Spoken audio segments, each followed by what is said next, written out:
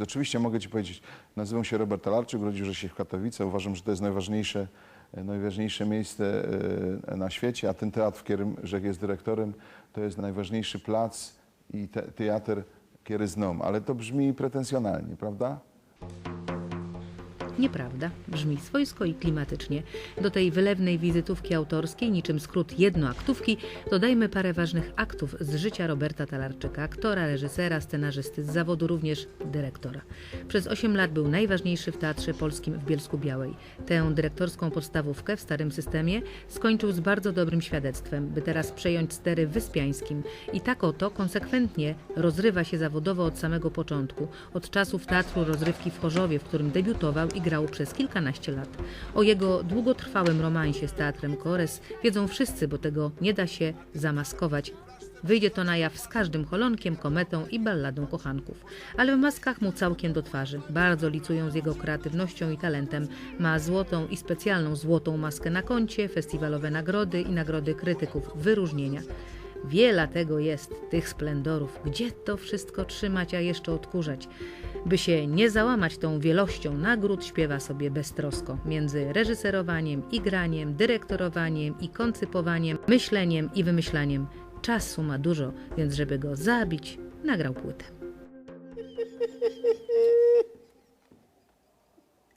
Przepraszam. Już się opadowuje. Czy to był śmiech w Gwarze Śląskiej? Tak. Gwara Śląska towarzyszyła mi od momentu urodzenia, ponieważ jestem Ślązakiem, moja rodzina pochodzi stąd. W Gwarze mówiłem. Z Gwarą miałem później problemy w szkole podstawowej, trochę w liceum, ponieważ moje nauczycielki uważały, że mam akcent śląski i to mnie dyskredytuje jako przyszłego inteligenta.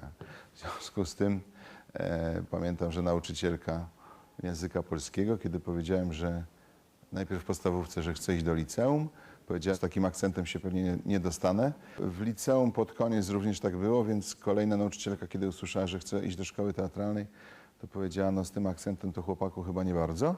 No ale w końcu się do tej szkoły teatralnej dostałem i dziś moi znajomi z tak zwanej Polski uważają, że tego akcentu tak bardzo u mnie nie słychać, choć ci bardziej wprawni, którzy mają ucho muzyczne, mówią, że jednak od czasu do czasu, jak oni twierdzą, po śląsku zaciągam. Nie trudno jest to nazwać, natomiast no już odkryłem tę melodyjkę słynną.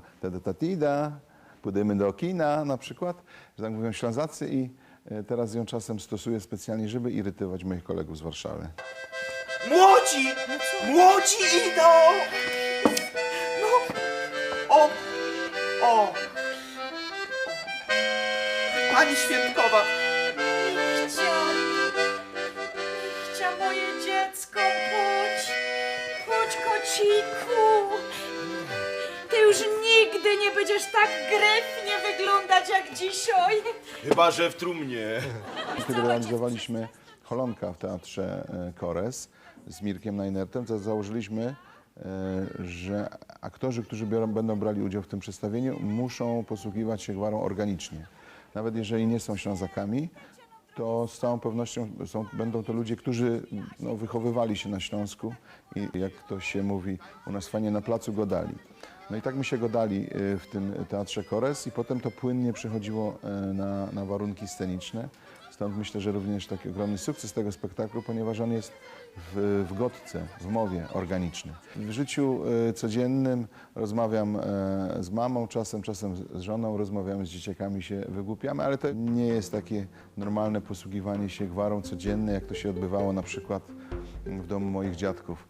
Ale no ta gwara cały czas jest. Spotykam ludzi na ulicy, którzy mówią do mnie po śląsku, w gwarze. Ja z nimi w ten sposób rozmawiam. No to jest fantastyczne uczucie. W gwarze bardzo fajnie się opowiada różne historie. Nie mówię, że dowcipy, bo nie w tym rzecz. W gwarze bardzo interesujący sposób się wspomina, ponieważ gwara jest dla wielu z nas językiem dzieciństwa. To jest język epicki. W gwarze trudniej, przynajmniej mnie, wyraża się emocje związane na przykład z uczuciami, ponieważ gwara dyskredytowana przez lata w Polsce nie jest językiem intymnym. W związku z tym wszystkie takie opowieści lekko dowcipne, tak jak mówię, no w cudzysłowie oczywiście epickie, w gwarze się sprawdzają, natomiast Joci Przaja, czyli ja cię kocham w gwarze śląskiej brzmi śmiesznie albo twardo nieprawdziwie. Więc myślę sobie, że jest jeszcze trochę czasu na to, aby ta gwara również stała się językiem intymności, żeby dwoje kochanków mówiło do siebie w gwarze przed i po. To będzie wtedy fantastyczne.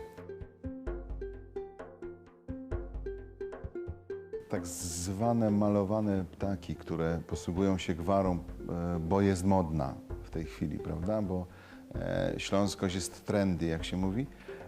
To jest bardzo fajne, sama ta idea, natomiast no, my Ślązacy natychmiast rozpoznajemy kogoś, kto nie mówi na co dzień gwarą, a udaje, ponieważ to jest kwestia nie tylko użycia odpowiednich słów i zamiany na przykład a na o, tylko pewnej melodii, o której mówiłem wcześniej. I te melodie słychać natychmiast i widać, kiedy ona jest udawana, nauczona, nieprawdziwa. Gwarę się ma w sercu, pod paznokciami, w limfocytach, albo nie. Oczywiście, że się można nauczyć, bo jeżeli aktorzy uczą się mówić perfekcyjnie w językach innych niż tymi, którymi się posługują na co dzień, to i gwarę się można nauczyć bez przesady, to znowu nie jest tak skomplikowane. Natomiast gwara to nie jest tylko perfekcyjne mówienie w języku śląskim, ale przede wszystkim sposób myślenia. I jeżeli ten sposób myślenia się przyswoi i nabędzie się takiej, a nie innej wrażliwości, to posługiwanie się tą gwarą też jest bardziej organiczne i wtedy prawdziwsze. O gwarze mówimy, gwarą nie mówimy. Skomplementuj mnie zatem, dziewczyna z Sosnowca, po śląsku. Taka fajna, gryfna dzieła siedzi przede mną i jej udzielą wywiadu i z tego, że jest richtig oczarowany.